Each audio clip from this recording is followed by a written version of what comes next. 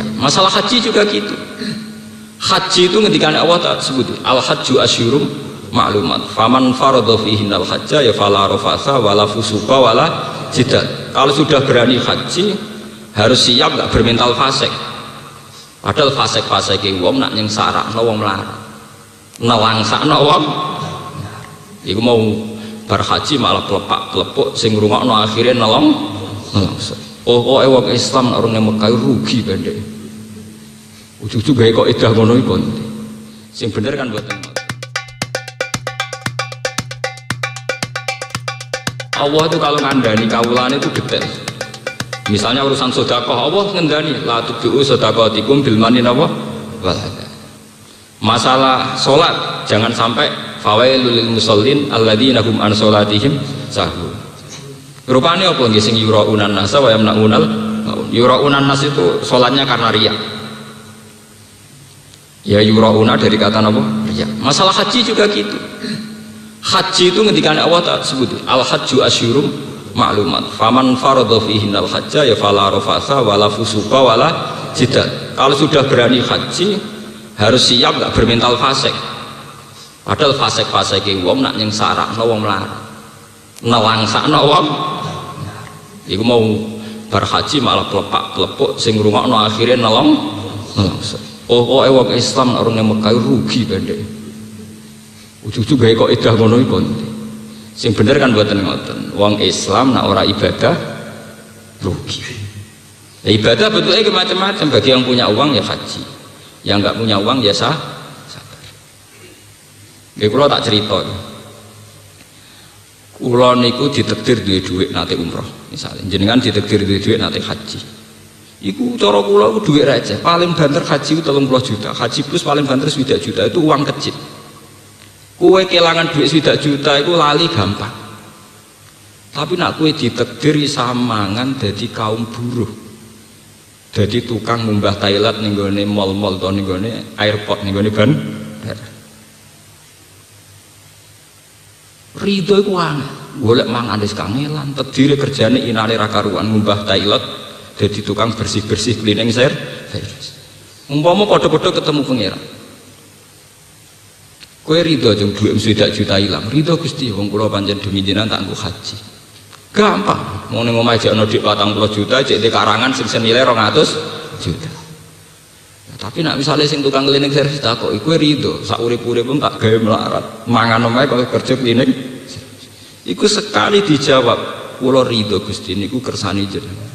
Iku mlebune swarga, iku sak luwih dhisik timbang para wong haji, bahkan timbang para wali.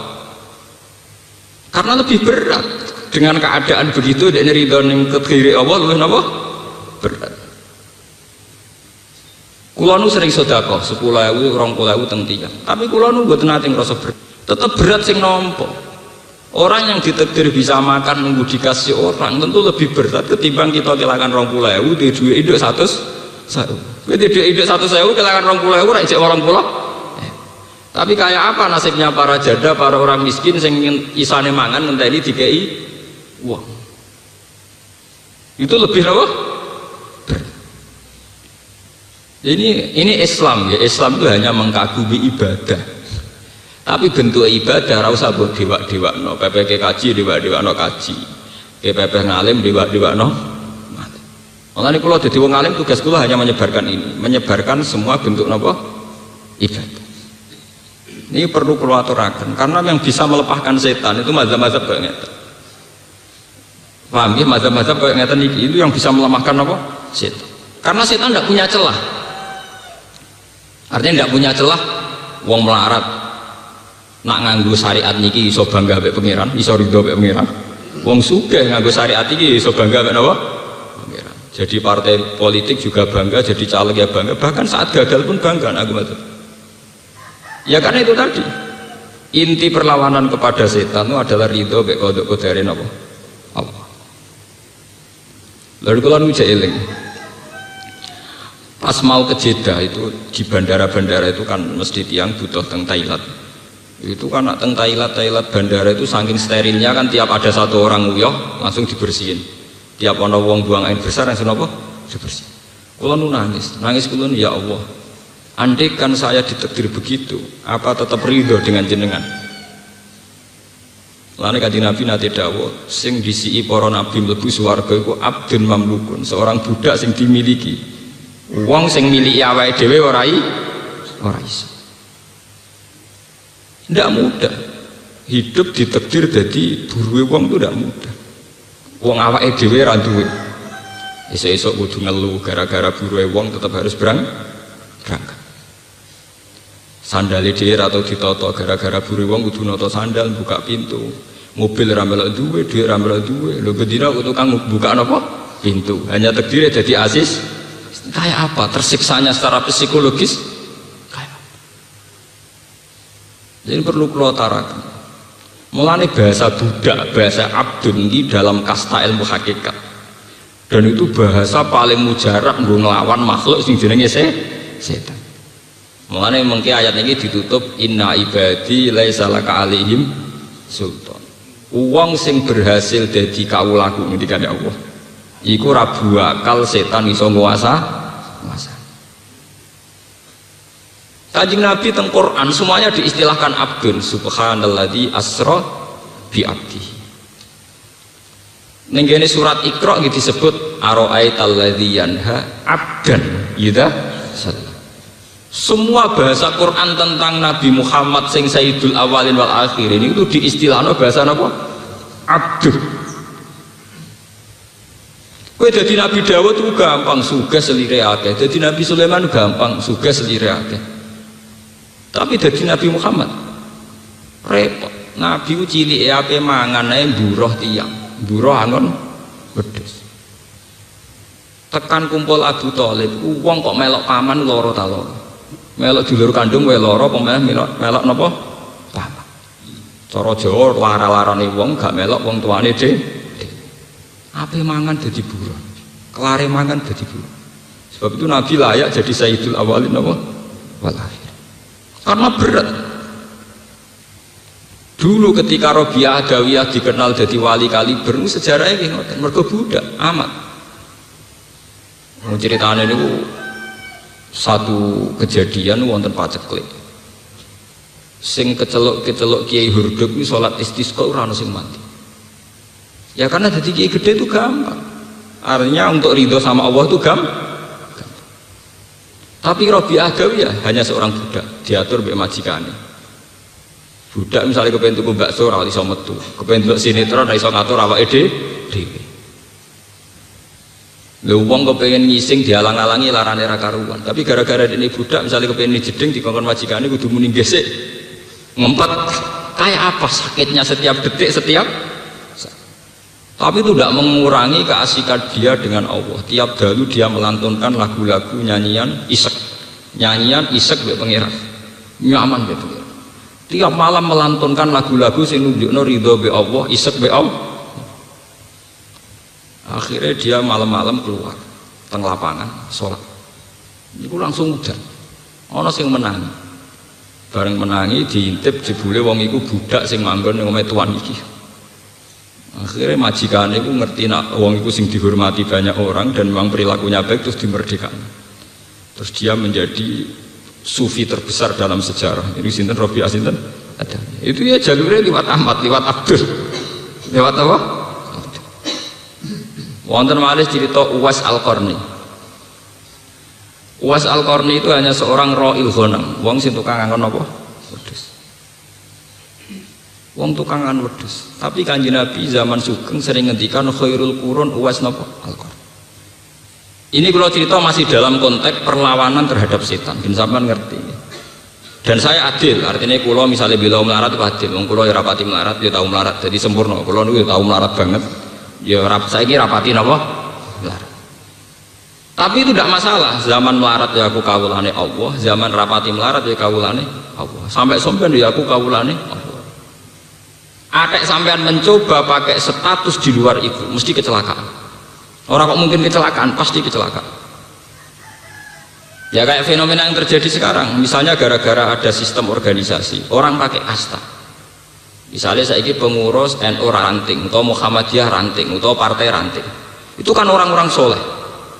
Pengurus NU ranting orang soleh, Muhammadiyah ranting juga soleh, pengurus partai ranting soleh. Tapi takrif soleh ini kadang nggak digunakan, yang dipakai gunakan dia ranting kalah sama anak cabang kalah sama wilayah, kalah sama pusat. Ketika pengurus ranting ini misalnya milih caleg dengan pertimbangan kesalehan, aku tak milih caleg itu bocah soleh jujur. Tapi pengurus atasannya kan nggak mesti dengan pertimbangan kesalehan. Tapi sekali bantah-bantahan ini mesti kalah, ranting bantah cabang. Paham ya? Itu jenenge ranting balik pecat. Coba kalau pakai status kesalehan, artinya kesalehan itu sing soleh, sing ora soleh kudu anut sing balap. Tapi kan lucu nih organisasi cabang anut nanti mergo kalah soleh.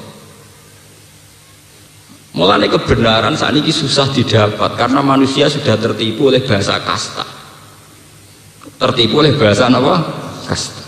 Padahal kita sebagai muslim, hal-hal kayak itu harusnya sebuah struktur modern saja. Ada ranting, anak cabang, wilayah pusat itu hanya struktur apa? Modern. Tapi kita di mata Allah hanya punya status gitu, abdul. Hanya kamu. Niki rungokno nggih, kayak yang terjadi sekarang. Misalnya ono kiai dosa soleh, alim. Dia berpolemik dengan kiai sing keceluk kiai besar atau kiai pusat. Orang itu tidak mikir polemiknya itu benar mana, temanya apa, itu tidak mikir gitu. Wong kiai cilik wae kok wani kiai gede. Ini contoh-contoh betapa bahasa kasta itu bisa menyilaukan, ya. Mestinya kan nggak usah pakai bahasa kasta dalam hal itu benar mana, secara argumentasi fikih atau ilmiah benar, ujuk-ujuk nganggo ukuran kiai cilik wani kiai gede. Sebab itu kalau balik cerita Uwais Al-Qarni ini betapa hebatnya didikane Rasulullah. Kanjeng Nabi niku pun pirsa, pun ngangge alamat gaib, pun pirsa nak Sayyidina Umar calon Amirul Mukminin. Niku amen dipeseni, ya Umar, kowe sampeyan nak ketemu Uwais Al-Qarni jaluk donga. Jaluk napa? Donga. Umar kan penasaran, ana wong sing sampai aku kon jaluk. Nabi zaman Sugeng sering muji napa khairul qurun Uwais napa Al-Qarni. Era Abu Bakar buatan menangi, era Umar menangi. Terjadi Umar, ya Rasulullah, bagaimana saya cara mengenal dia? Oh ngene, bocah itu tahu kena penyakit baros. Terus donga mbek pangeran dihilangi illa mau dirham, kecuali gedene sak dirham. Fi katifil aisar ning gone iki. Ning gone pundak sing kiwa. Swajahe ngene-ngene wae disifati mbek Nabi. Nabi mboten menangi lho. Itu termasuk al-ikhbar bil ghaibi, termasuk cerita-cerita hebatnya Nabi mukasafah ngertos barang sing dereng napa terjadi. Walhasil era Umar tiap ana tamu dibukai kambine, kepengin wong sing alamate kayak Uwais napa Al-Qarni. Suatu saat walhasil ketemu Sayyidina Umar napa ketemu Uwais Al-Qarni sowan. Bareng sowan dia itu masuk wali humul, gitu, cara bahasa niku wali mesti. Ya Uwais, engkau adalah orang yang sangat dihormati oleh Rasulullah. Tolong aku doakan.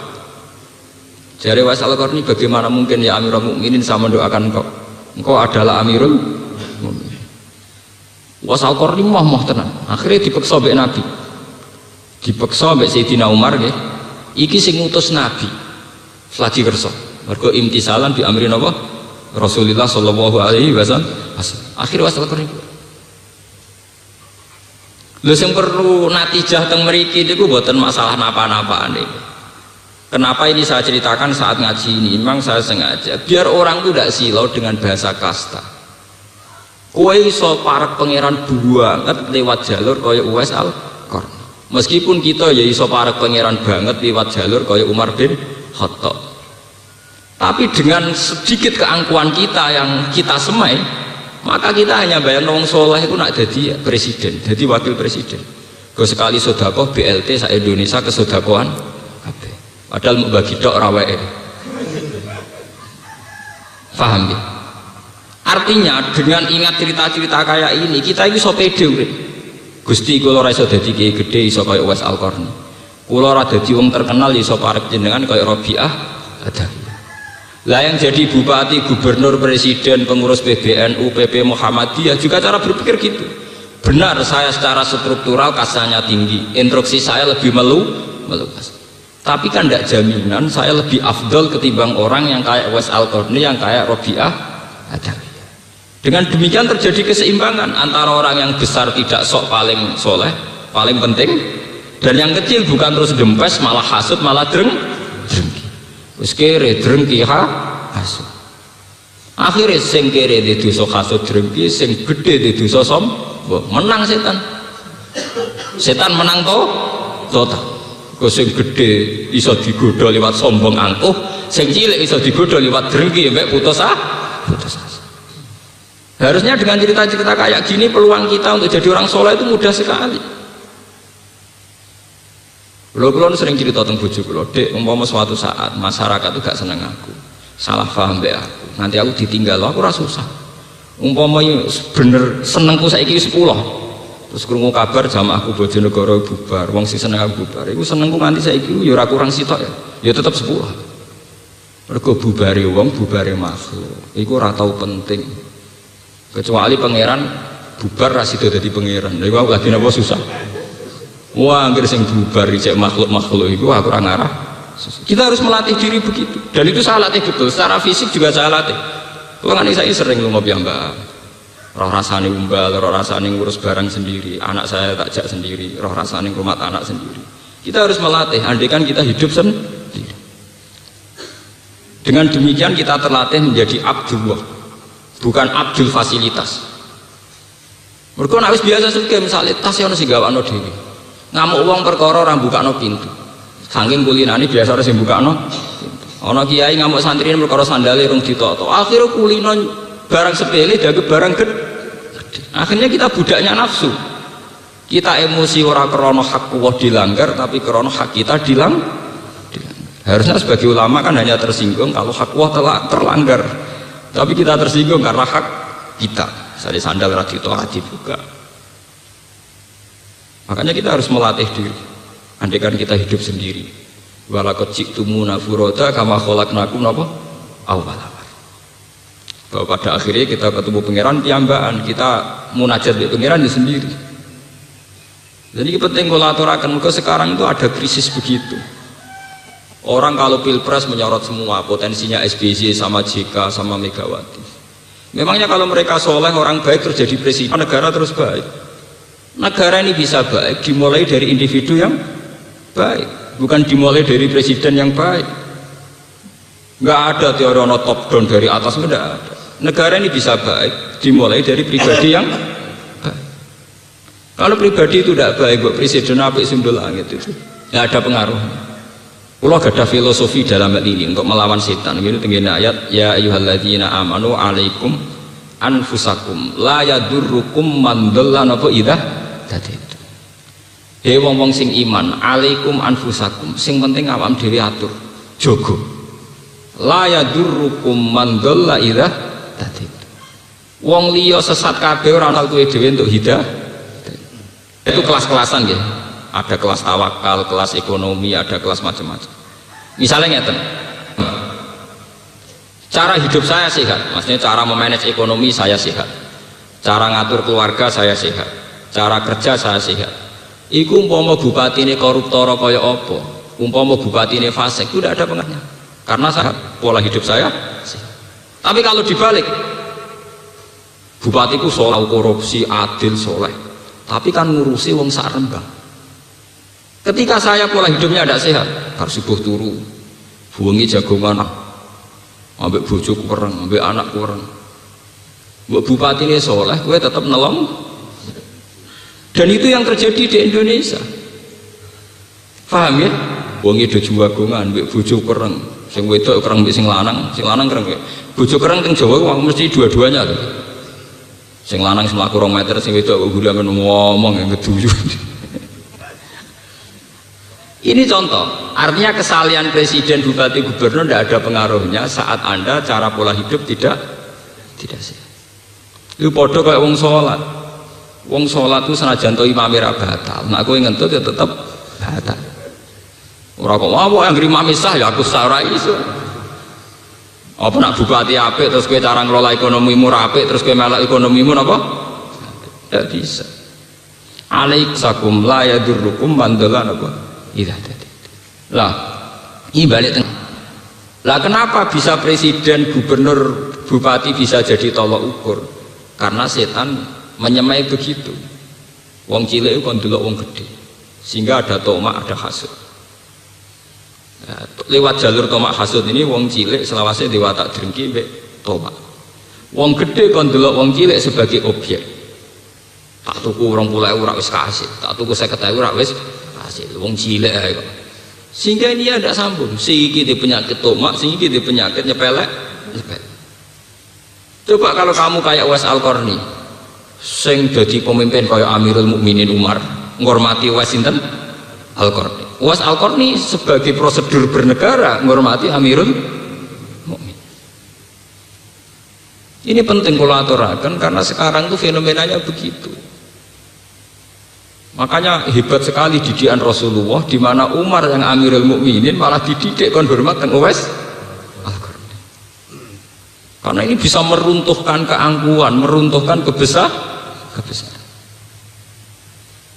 Kalau bolak-balik cerita, kalau nak seminar teng Jogja cerita. Sehebat-hebatnya Menko Ekonomi, sehebat-hebatnya Gubernur BI, sehebat-hebatnya SBY, itu paling banter nggawe kebijakan makro. Bahwa rakyat ini bisa makan tuh karena elemen-elemen kecil yang ada interaksi sosial. Ana tangga lara gak iso kerja, tanggane ngekeki sego sak piring. Akhirnya hari itu tidak mati karena dikasih tangga sak piring.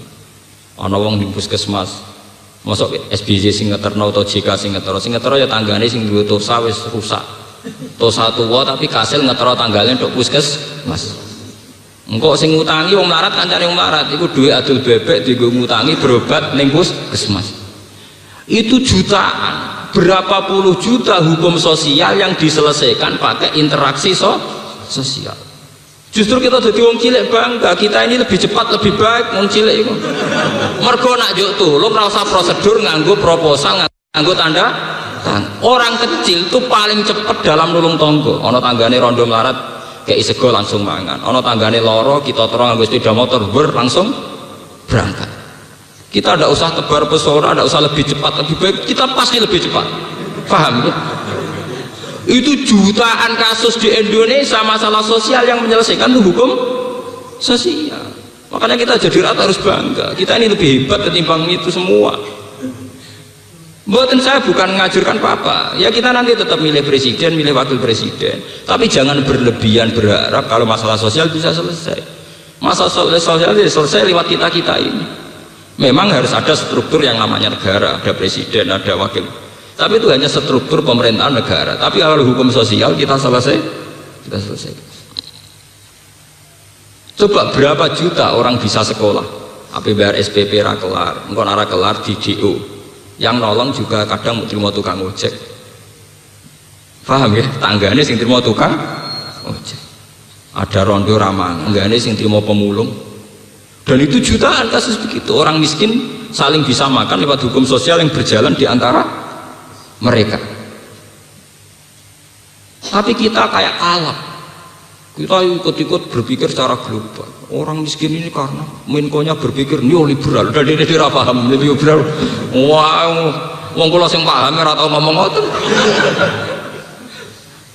Aku kan sering ditamani tiyang ujak bakal sono liur berat ya sing padha sing muni kerakyatan dunyane malah terjunan ya ruwet to ya kok bonteni ku piye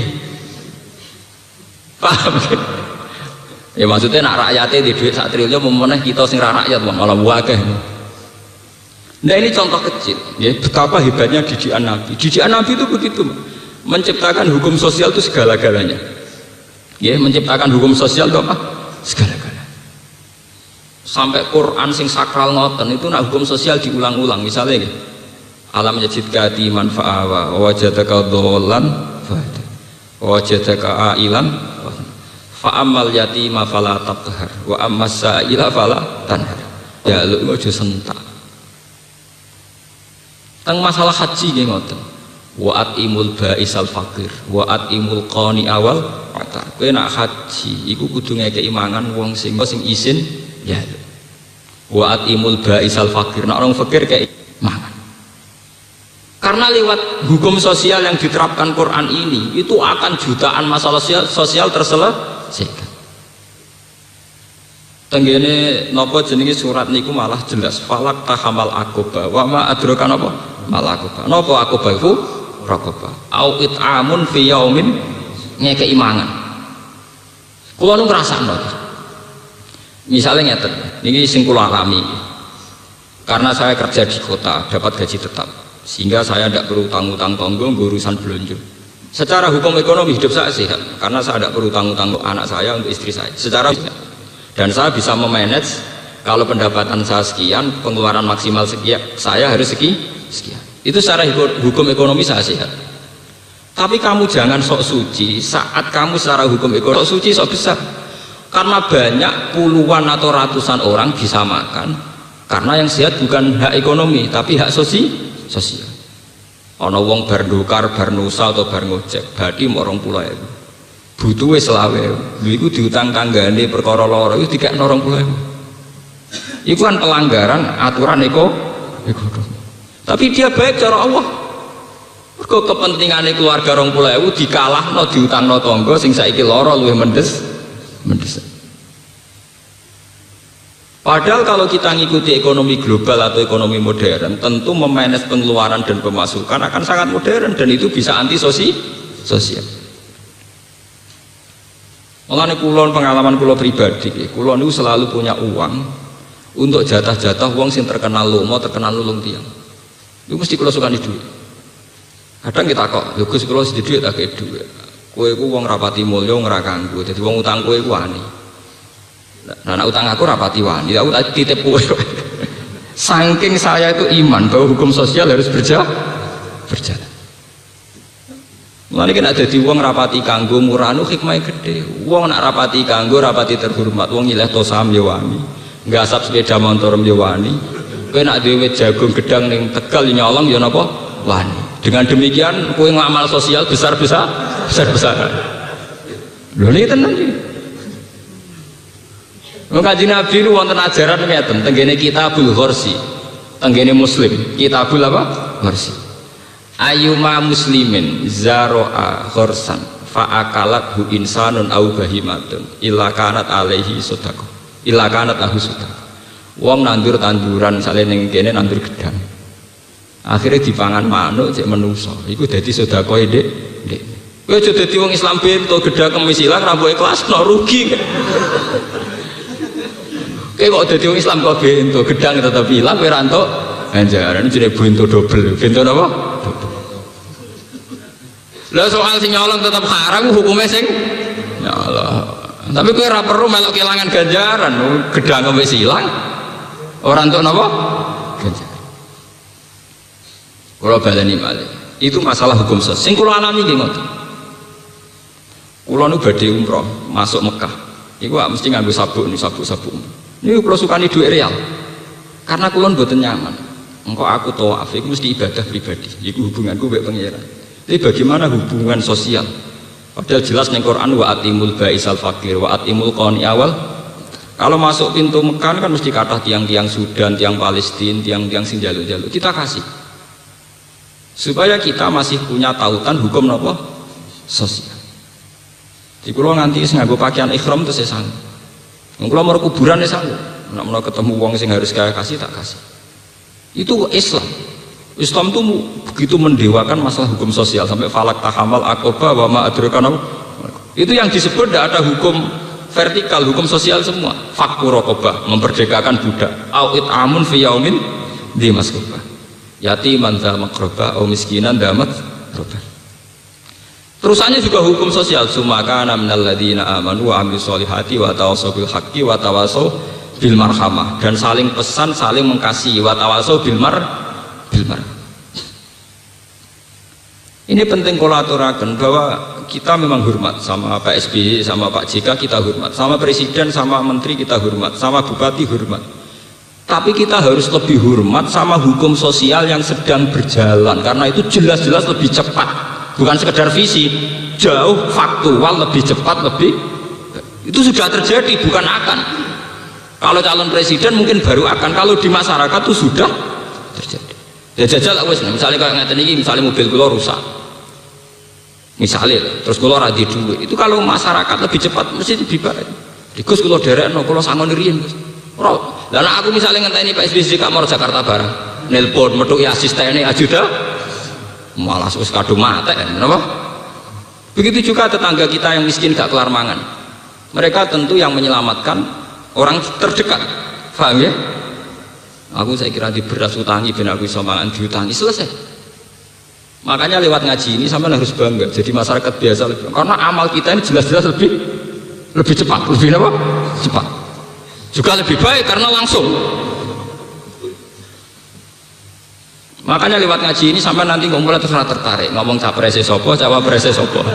Karena kita punya stok, punya kesempatan ngamal sosial yang lebih cepat, lebih. Jadi berapa juta orang yang miskin, berapa juta orang yang makannya gantung ditolong yang lain. Dan hukum saling nolong ini yang menyelesaikan jutaan masalah sosial. Gue di kakak raiso mangan ditulung adik raiso mangan ditulung kakak, ditulung pernah Pak D, pernah Pak Lek, pernah Tonggo, pernah. Itu jutaan masalah sosial yang jauh lebih cepat, lebih baik sudah terselesaikan. Coba kalau negara nganggo BLT debat kusir sik. Iki kowe 3 wulan pisan, apa wong kuat mangan 3 wulan pisan. Sementara lewat hukum sosial ana ponakan ra iso mangan Pak D ngekeki beras. Ana Pak D lara ponakane ngetero pleng ning rumah sakit. Kita harus bangga. Ya mulane ngendikane Kanjeng Nabi alamate kiamat, alamate dunya rusak nek wa ijabi kulli dira'in biro. Orang bangga dengan ide-idenya. Bangga dengan ide ekonomi kerakyatan, sing sitok bangga dengan ide ekonomi liberal, sing sitok bangga dengan konsep-konsep bank-bank dunia. Itu kan hanya pendapat, itu hanya ide. Tapi kalau rakyat secara sosial sudah menyelesaikan masalah sosialnya sendiri. Paham ya? Sedulur kalau ide-ide besar itu rakyat sudah sering saling menolong dan menyelesaikan masalah sosial. Ono tanggane hamil pe kelahiran bojone ning Tegal, tanggane mlayu nyeluk. Sing di sepeda motor toto sangat terang puskesmas ana sing nyeluk bedan. Ini jauh lebih cepat, lebih baik, detik lho ini, napa? Lha nek kok malah ngenteni apike presiden ku kliru. Kowe dhewe iso apik kok malah ngenteni apike wong liya. Paham ya? Kamu harus bangga jadi masyarakat biasa. Loh soal kita di nafsu ya, soal kita di hadir nafsi. Nah presidennya apik ya sudah lagi gue jagungan wae ora usah lebokno ati omongan-omongan niku ora usah. Ya umumnya wong ngomong ngono iya tapi ya tapi sing jelas wong ngomong niku ora pakar, ora ilmuwan, ora di rumus sosial. Enggak jenis orang yang pakar napa sosial. Pakar sosial kados kula wonten niku luwih real niku. Lho kula sering seminar Mas Len. Itu pakar-pakar sosial tuh kagum karena memang faktanya begitu. Faktanya napa? Sebab itu tenggene ilmu tafsir nate nggih kula maca diterangkan. Kenapa khitab Quran itu sering mufrad tidak jamak padahal yang disuruh semua orang.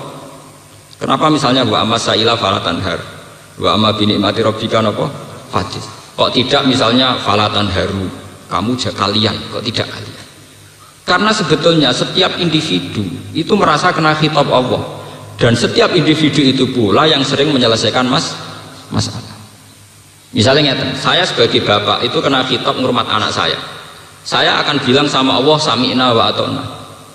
Tapi apa artinya aku kepengen ngurmat anak, misalnya pas kula tindak anak kula sakit, tentu sing ngetero teng rumah sakit santri misalnya atau tonggo. Kowe dadi bojo wajib ngurmat bojo, tapi apa artinya kepengen ngurmat? Nah, kowe pas ning pasar, bojo mloro pas kene pasar, tentu sing ngetero juga toh. Sehingga penting ana khitab. Makanya setiap ono khitab nganggo tak khitab itu jarene tafsir ayyuhal mukhatab. Mukhatab ya siapa saja yang kebetulan kena khitab itu. Mulane tengene bab fardhu kifayah diterangkan setiap kewajiban fardhu kifayah liman ro'ahu bagi wong sing tepaan roh kejadian iku. Paham? Niki hebatnya Islam. Jadi semua individu itu diberi mandat untuk bisa melaksanakan tugas. Kemarin setiap individu dilatih untuk menjadi subjek, menjadi pelaku. Malah gue saya jadi bodoh, para bupati soleh, presiden soleh, udah dibodoh, paham? Karena sama tak kalau apa oleh besar para presiden soleh, ya mesti aja kita berharap. Dengan presiden soleh maka banyak kesalahan, kita berharap. Tapi juga sama, kita lebih berharap lagi kesalahan kolektif, kesalahan masyarakat bersama. Itu jauh kita lebih berharap. Maksudnya kesalahan kolektif artinya wis ora nulung malah dimaling. Lah mergo nak sekali hukum sosial ku kropos malah kropos bareng. Artinya tingkat harapan kita pada presiden baik itu sama dengan tingkat harapan kita bahkan lebih kepada sosial kolektif. Karena ini bisa menyelesaikan jutaan masalah. Misalnya kayak pas neng pasar bojomu hamil tua, siapa yang menolong cepat ketika wis sampai kelahiran? Ditombo sing ditusang ngetroning bidan, sing di duit ngutangi sik. Bidane dhewe karena sosial ya gelem diutang ra kudu bayar kontan. Ini 3 paket hukum sosial sing langsung menyelesaikan masalah. Coba kalau lewat negara, seapi-api negara, urus dulu kartu tanda miskin. Ngukur RT ini sawah. Miskinnya butuh tanda. Paham? Ndelok raine wis kumur, wis tanda miskin. Oh miskin kok butuh apa? Kok potongane wong gak ketor. Artinya kalau lewat negara itu tidak mungkin lebih cepat, lebih baik. Yang mesti lebih cepat gitu tadi hukum apa? Sosial yang berjalan. Sebab itu sirine kenapa pakar-pakar tafsir, ulama tafsir angger ana khitab mau ditulis ayyuhal mukhatab. Ya siapa saja, karena siapa saja bisa kena itu. Itu hebatnya Islam. Jauh sebelum orang modern sudah punya hukum yang namanya fardhu kifayah. Fardhu kifayah itu satu kewajiban yang diterapkan liman ro'ah bagi siapa yang sedang mengalami itu, sedang bersinggungan. Paham ya? Ini penting kalau aturaken. Ben sampean bangga jadi masyarakat biasa napa? Kula bangga jadi masyarakat. Kula mboten ketua MUI, ora ketua NU, ora ketua Muhammadiyah, kula bangga. Kula ya terkenal wong saenake malah bangga. Kula tambah murahan, tambah bangga. Karena apa itu tadi? Kula sering teng pasar berak kula dicegat tiyang. Gus, kula wingi maca ayat niku gak pati paham, Gus sampean terang. Ya cara kula ketua MUI malah prosedur. Kadang kula numpak tosa nak badhe teng sarang mulang. Nek ngene Pak Ben Dokter nggih umbal. Ketemu dia, wingi ini buku sonten musyawarah apa? Mau ketemu jenengan tak tangkel. Nomor iki gak apa-apa, gak apa-apa. Malah anak sowan ning omah malah apa-apa. Lah piye niku? Malah ngel-ngel aku to nyugoi kopi teh malah bulet to. Akhirnya takok. Artinya kan lebih cepat lebih baik gitu. Begitu juga ke utang, saat cepat-cepatnya bank udah ada takok sertifikat, takok BPKB. Coba kalau utang tonggo sekali husnudon podo cocoknya selesai, langsung cair. Paham ya? Udah tidak yang main hukum sosial sekali sehat tetap lebih cepat. Saat cepet-cepetnya bank jadi 15 menit itu takok BPKB, takok macam-macam. Jadi 15 menit sih cepet, tapi tongko orang ngerti 15 menit, orang menit cair kas. Makanya jangan nodai ya, karena baiknya hukum sosial begini jangan nodai. Mari terus utang harus disahun, itu penoda sosial. Makanya jangan nodai. Makanya nodai rusak kabeh.